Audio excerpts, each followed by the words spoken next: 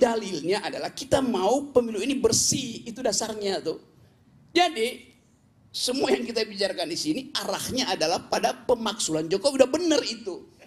Kan yang mencurangkan bukan Prabowo, Prabowo akibat dari kecurangan Jokowi, tetapi dia dapat karatnya itu dibebani pada Prabowo. Jadi itu masalahnya tuh. Nah, karena itu mahasiswa ya terusin aja demonya kan.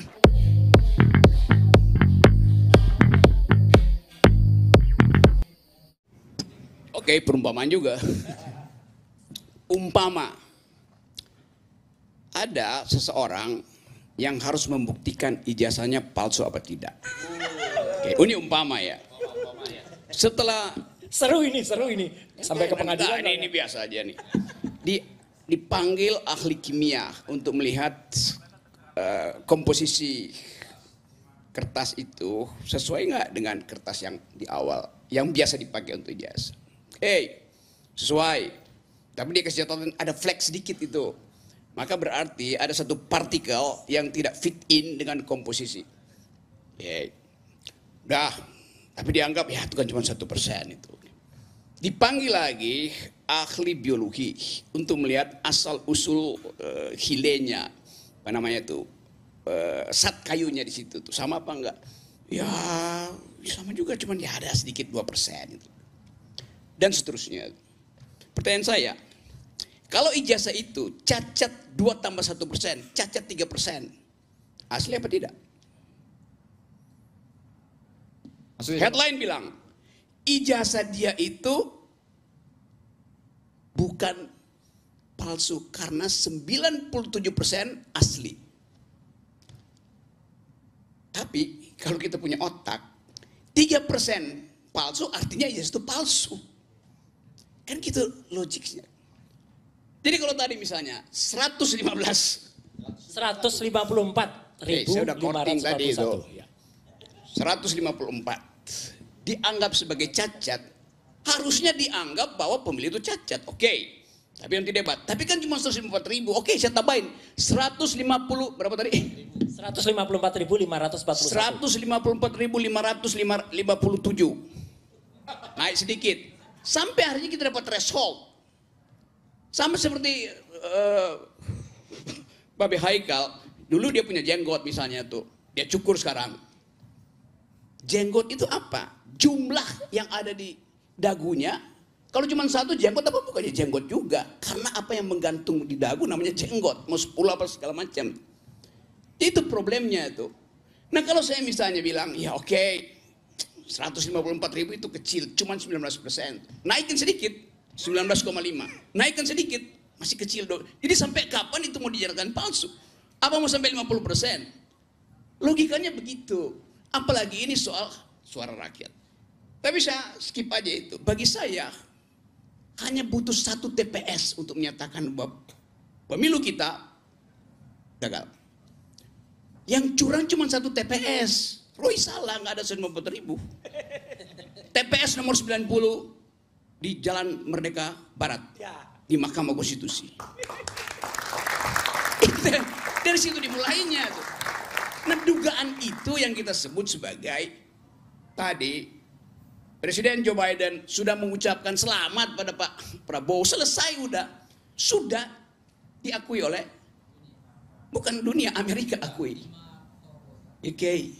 Tapi pada saat yang sama kita tahu Komisi HAM PBB itu uangnya itu datang dari Amerika paling banyak, bahkan PBB datang dari Amerika. Sekarang pertanyaannya, siapa yang suruh Senegal itu mengucapkan bahwa ada kecurangan dalam pemilu Indonesia? Taruhan nama saya, yang suruh orang yang sama, Joe Biden. Itu yang namanya diplomasi politik tuh. Diucapkan selamat pada Prabowo, tetapi ada kegagalan demokrasi. Pada siapa? Bukan pada Prabowo, pada Jokowi. Jadi itu intinya. Nah karena itu seluruh pembicaraan kita itu akhirnya iya kan? Iya kan. Saya bilang ya, sekali lagi. Ya udah. Nggak ada urusan. Udah jelas kan? Ya jelas. Yang penting nilainya nggak berubah. Pak Prabowo dilantik sebagai presiden tanggal 20 Oktober 2024. Jelas itu poin itu ada di situ tuh. Tetapi kalimat saya belum selesai. Ya. Tapi sudah diiyakan yang tadi. Oke, sudah diiyain. Bung Eben, Anda ada komentar nggak soalnya? Saya belum selesai. Oh belum selesai, oke. Nanti. Saya minta Bung Eben nanti komentar ya, silakan Bung Rocky. Sekarang Prabowo dilantik, tetapi ada excess baggage. Prabowo bawa tong sampah di belakang yang namanya Jokowi. Sampai 5 tahun ke depan orang akan ingat itu. Jadi ada problem, legitimasi tidak diperoleh Prabowo, padahal Prabowo ingin dia sempurna. Supaya kita lihat bahwa oke, demokrasi ini bagus tuh. Ini keputusan HAM di Komnas, di Komite HAM PBB, itu akan jadi catatan bagi Republik ini yang harus diperbaiki oleh Prabowo sebagai presiden. Nah, catatan itu akan ada terus di situ. Lepas dari mesin KPU itu ghost in the machine. Ada hantu di dalam mesin itu. Kan itu intinya kan. Jadi sebetulnya kalaupun data itu tidak bisa diperdebatkan, kita pakai aja prinsip dari Sherlock Holmes. It is elementer, Watson. Itu elementer betul problemnya. Mengapa Anda nggak paham Dr. Watson yang adalah asisten dari Sherlock Holmes? Bahwa satu data kecil itu membatalkan semuanya tuh. Kita ngomong seperti pada teori Karl Popper tentang falsifikasi itu. Tetapi dalilnya adalah kita mau pemilu ini bersih, itu dasarnya tuh.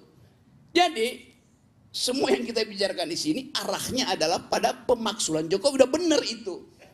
Kan yang mencurangkan bukan Prabowo. Prabowo akibat dari kecurangan Jokowi. Tetapi dia dapat karatnya itu dibebani pada Prabowo. Jadi itu masalahnya tuh. Nah, karena itu mahasiswa ya terusin aja demonya kan. Soal itu diucapkan tidak diucapkan, faktanya KPU udah ketakutan. Sekarang dia bentengi, nggak ada lagi orang bisa masuk di situ. Tadi saya muter dari Menteng itu nggak bisa keluar karena dibentengi. Ngapain dibentengi? Kalau KPU itu percaya diri, dia bilang tunggu aja saya umumkan. Nah sekarang berubah, persepsi publik tidak lagi percaya pada KPU, itu dasarnya tuh. Nah sekali lagi yang saya terangkan tadi hanya untuk memastikan bahwa pemilu kita gagal, bukan Prabowo yang gagal. Siapa yang menggagalkan itu? Tadi Wabe Haikal tanya, sebut dong oknumnya. Ya oknum yang menusuk surat suara di TPS nomor 90 di Mahkamah Konstitusi. Namanya Joko Widodo. Oke,